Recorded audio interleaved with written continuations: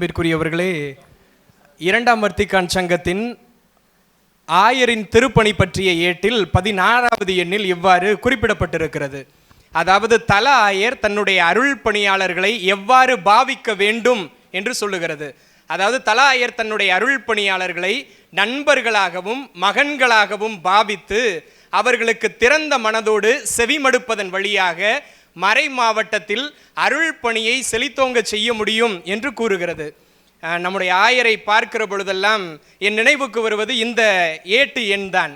எனவே அன்போடு திறந்த உள்ளத்தோடு அருள் பணியாளர்களுக்கு செவிமடுத்து மக்கள் மட்டில் அதிக அன்பு கொண்ட நம் ஆயர் அவர்களை ஆசியுரை வழங்க அன்போடு அழைக்கிறேன்.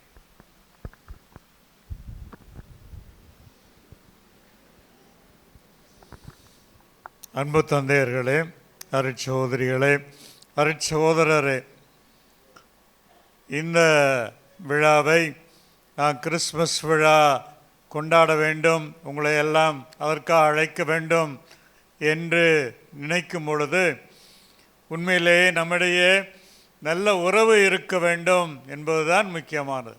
ஒரே அழைப்பு, வேறு அழைப்பு இல்லை. எல்லாருக்கும் கொடுக்கப்பட்டிருப்பது ஒரே அழைப்பு.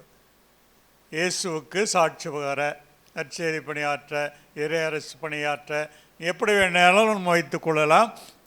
ஆனால் அழைப்பு ஒன்று, பணி ஒன்று. ஆகவே நாம் இணைந்து செயல்படுவது முக்கியமானது.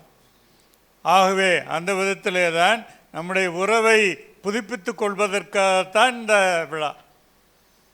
சங்கமிக்கும் உறவுகள் என்ற இந்த தலைப்பை மறைந்த முன்னாள் குருகுல முதல்வர் பீட்டர் ராஜா அவர்கள் என்னிடம் சொன்னார்கள். அது பொருத்தமான ஒன்றாக இருந்தது. அதிலிருந்து தான் சங்கமிக்கும் உறவுகள் என்ற ஒரு தலைப்பிலே அல்லது அந்த கருத்தின் அடிப்படையில் நாம் ஒன்று கூடி இருக்கிறோம்.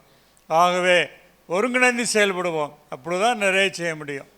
ஆகவே நாம் ஏற்ற தாழ்வுகளுக்கெல்லாம் இடம் கொடுக்க தேவையில்லை. எல்லாரும் சமமானவர்கள். ஆகவே முழுமையாக இணைந்து செயல்பட வேண்டும். அப்பொழுது தந்தை மரிவளன் அவர்கள் இவ்வாறு எங்களுடைய மறை மாவட்டத்தில் குருக்கள் துறவியர் மத்தியில், ஆயர் குருக்கள் துறவிகள் மத்தியில் நல்ல உறவு இருக்கிறது என்று அவர் கூட்டத்தில் சொன்னது எனக்கு மகிழ்ச்சியை தருகிறது. மிக்க மகிழ்ச்சி. அந்த உறவை நாம் தொடர்வோம். சிறிய செய்தியாக தந்தை சாம்சன் அவர்கள் ஒரு தனியார் ஒரு விழி இழந்தோடு பார்வையற்றோருக்காக ஒரு இல்லம் வைத்திருக்கிறார்.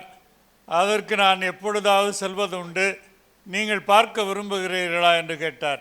சரி என்று சொன்னேன். அவரும் நானும் செயலர் தந்தையோடு சென்றோம். அங்கே சென்ற பொழுது எங்களுக்கு ஆச்சரியமாக இருந்தது.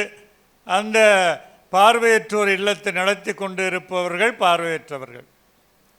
ஆகவே அந்த பெண்மணியானவர் அவர்தான் இருந்தார். அவருடைய கணவர் வெளியில் சென்று விட்டார். அவர் சொன்னார், நான் 7 வயதிலே எனக்கு பார்வை போய்விட்டது. ஆகவே நான் இந்த பணியை எடுத்து செய்து கொண்டு இருக்கிறேன். அரசு உதவி கிடைக்கிறதா? இல்லை. வெளிநாட்டு உதவி கிடைக்கிறதா? இல்லை. பிறகு எப்படித்தான் நடத்துகிறீர்கள் என்று ஆச்சரியத்தோடு கேட்டேன். அவர்கள் சொன்னார்கள், நல்ல உள்ளம் கொண்டவர்கள் ஏதாவது உதவி செய்வார்கள். மளிகை ஜாமான் வேண்டுமென்றால் வாங்கி கொடுப்பார்கள், அல்லது வேறு ஏதாவது பொருட்கள் வேண்டுமென்றால் வாங்கி கொடுப்பார்கள். அதை வைத்து கொண்டு 50 பேரை பராமரிப்பது என்பது எளிதான ஒரு காரியமே அல்ல. எங்களுக்கு ஆச்சரியமாக இருந்தது. பார்வையற்றவர்கள் தங்களை போன்ற பார்வையற்றவர்களுக்கு உதவி செய்ய முன் வந்திருப்பது நம்ம எல்லாம் ஒரு சிறந்த ஒரு எடுத்துக்காட்டை கொடுப்பதாக இருக்கிறது. ஆகவே அவர்களுக்கு கிறிஸ்மஸ் கேக், மிக்சர் எல்லாம் கொடுத்தோம். ஏதாவது உதவி வேண்டுமென்றால் கேளுங்கள் என்று சொன்னேன். அப்பொழுது அவர்கள் அவங்களுக்கு ஒரு கிச்சன் சமையல் அறை தனியாக இல்லை, ஒன்று வேண்டும், சும்மா எளிதாக ஷீட் போட்டு எங்களுக்கு செய்து கொடுத்தால் போதும் என்று சொன்னார்கள்.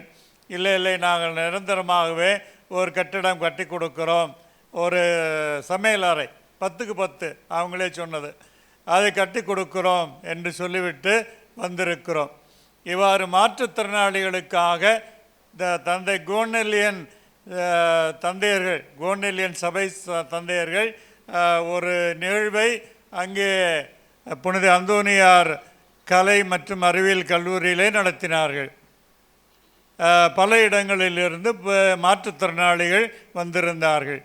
முக்கியமாக எம்ஆர் சில்ட்ரன் வந்திருந்தார்கள். ஆகவே இவையெல்லாம் நாம் சிறப்பாக செய்ய வேண்டிய பணிகளாக இருக்கிறது. கல்வி பணியை நான் குறைத்து மதிப்பிடவில்லை. கல்வி பணி சிறந்த பணி. ஆகவே அதே போன்று இதுபோன்று மாற்றுத்திறனாளிகளுக்குமான பணிகளை நாம் செய்வதும் பொருத்தமானது, இன்றைய காலத்துக்கு தேவையானது என்பதை உணர்கிறோம். பொது காலத்தின் 33ஆம் ஞாயிறை ஏழைகளின் ஞாயிறு என்று திருத்தந்தை அறிவித்திருக்கிறார். அதனால் ஏழைகள் மட்டிலே திருத்தந்தைக்குள்ள ஒரு அக்கறை, ஈடுபாடு நமக்கு நன்றாக தெரிகிறது. பொதுவாக இது போன்ற துன்புறும் மக்கள், ஒதுக்கப்படும் மக்களுக்கான ஒரு தந்தையாக திருத்தந்தையாக அவர் விளங்குகிறார். ஆகவே நாமும் அத்தகைய பணிகளை கல்வி பணியோடு இணைத்து மற்றும் சபைகளிலே மாற்றுத்திறனாளிகளுக்காக மற்றவர்களுக்காக நல்ல பணிகளை செய்ய முன்வருவோம். நீங்கள் வந்ததற்காக நன்றி கூற முதன்மை குரு காத்திருக்கிறார். நான் மீண்டும் உங்களுக்கு அனைவருக்கும் ஆசிர் கூறி நாம் இணைந்து செயல்படுவோம். நம்முடைய ஏற்றத்தாழ்வுகள் வேண்டாம், பகைமை வேண்டாம், வெறுப்பு வேண்டாம். குறைகள் இருந்தாலும் ஒருவருக்கொருவர் நேரடியாக பேசி தீர்த்து கொள்வோம். இவ்வாறு நாம் ஒன்றாக இணைந்து செயல்படுவோம். அப்பொழுது நம்முடைய பணிகள் சிறக்கும். இறைவனும் மகிழ்வுறுவார், கிறிஸ்துவன் நம் இதயங்களில் பிறப்பார். நன்றி, வணக்கம்.